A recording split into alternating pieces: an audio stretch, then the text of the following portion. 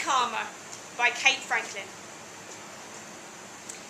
The nickel that changed everything lay face down on the curb.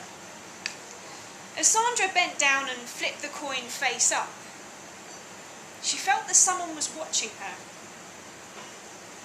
No one was in sight, but the feeling persisted all the way down Grove Street until Sandra turned the corner onto Baxter and hurried the few steps home.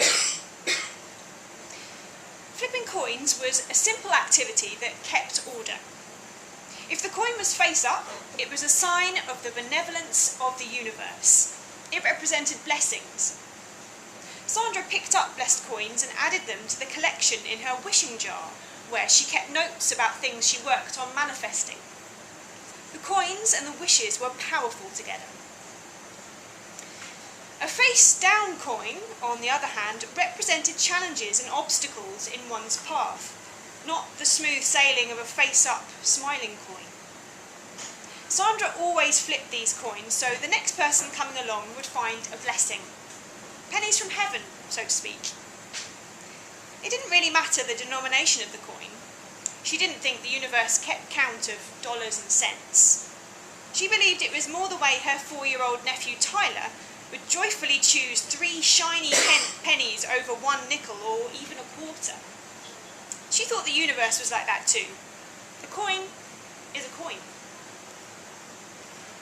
She liked finding face-up coins, but she also enjoyed the feeling of brightening someone else's day.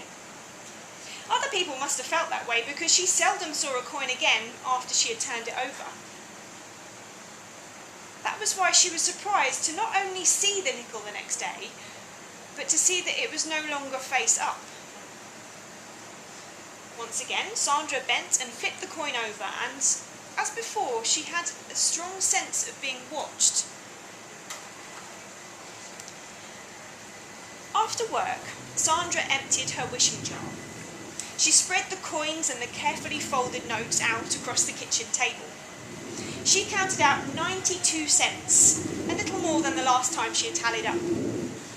Next week, she would take the coins in a small cloth bag to the mall and decide which charity would receive her donation.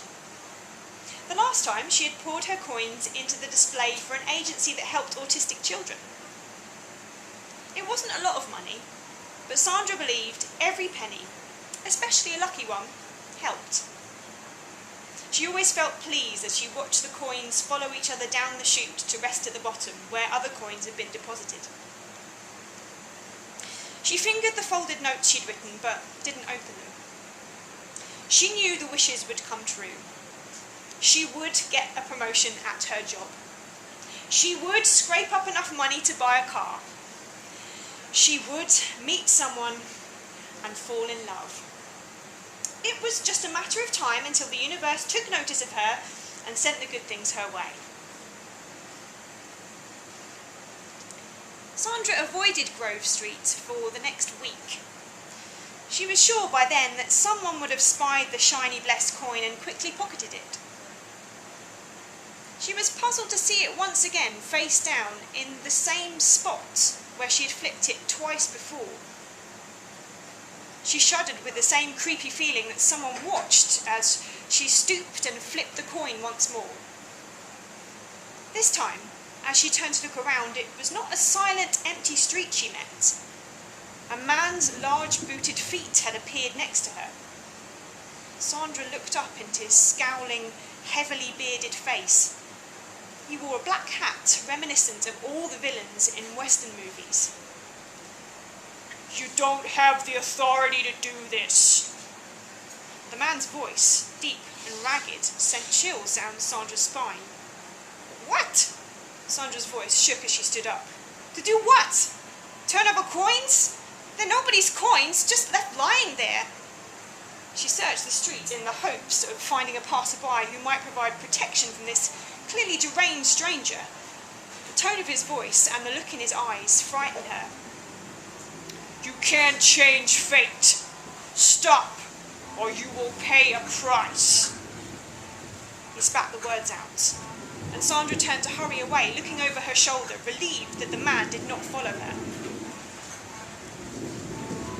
Riding to work on the bus, wishing the universe had already given her the car she so clearly needed. Sandra replayed the strange scene. Funny, that phrase the awful man used echoed the way Sandra had described her coin activities. She'd often said jokingly to herself that she was changing fate as she flipped coins to the bright face-up side. But it didn't really change things. She might be helping out in some small way by flipping coins, but Sandra was sure that she couldn't really change the future. It was crazy to think the lunatic's words had anything to do with her. He had probably escaped from an asylum, spouting gibberish, and he would be back where he belonged by evening. Nevertheless, Sandra avoided Grove Street for a long time. Sandra described the disturbing encounter to her sister Mandy. "Come on, Sandra, stop going around picking up pennies from the ground." Mandy's voice rose and fell, so Sandra knew that, as usual, she folded laundry or unloaded the dishwasher while they conversed. "Just stop with the crazy stuff, the notes and the wishing. Remember what Mom used to say when we were little? 'If wishes were horses, beggars would ride,'" Sandra quoted. "But this man shouldn't be following me around. He's dangerous. So call the police. And did you ever send a resume to that place I told you about? I heard they're still hiring. Lots of good jobs are out there if you look, and just stop wishing for them. Lots of good guys, too." Mandy's voice trailed away, then came back strong. "Tyler, put that down! Sandra, I have to go." Sandra knew that her sister had not read The Secret, was not familiar with the law of attraction. So Sandra's wishing jar was insane and creepy to her. Mandy hadn't taken charge of her life the way Sandra had.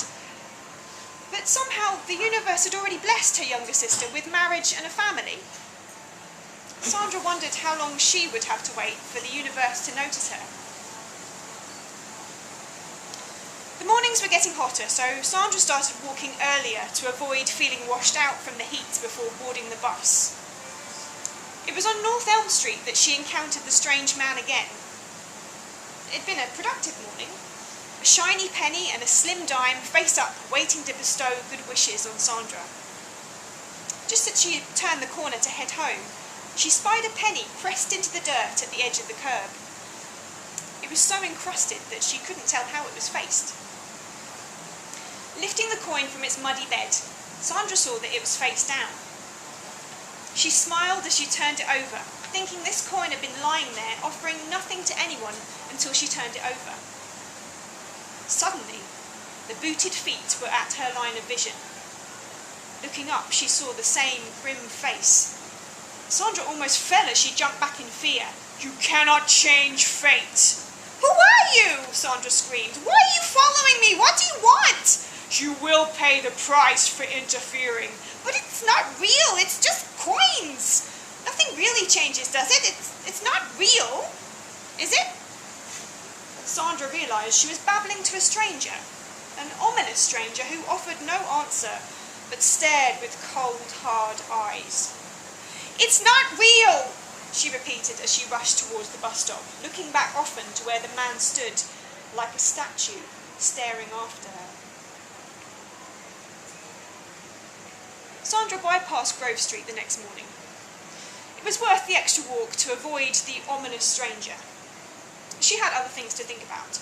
Today, her boss would announce who would be promoted to the recently vacated account executive position.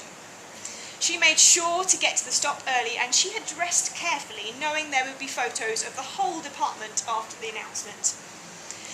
Sandra had visualised herself getting the promotion. She had 3 notes in her wishing jar about it. She felt certain the promotion was going to be hers. When she saw Andy Bishop's name on the congratulatory email, she had a hard time smiling and wishing her colleague well. It wasn't fair. Sandra found it difficult to concentrate at work that morning. By lunchtime, she asked to leave early because she wasn't feeling well. At home, Sandra emptied the wishing jar for what she had decided would be her last donation. The coins rolled onto the table and settled among the folded notes. Sandra set the pieces of paper aside and turned each coin over. Her hand began to shake. She scraped the coins across the tabletop, flipping them again and again. Every coin from the jar was face down. Each time she turned the pennies, nickels and dimes over, she saw with horror they were the same on both sides. There were no face-up coins in the jar.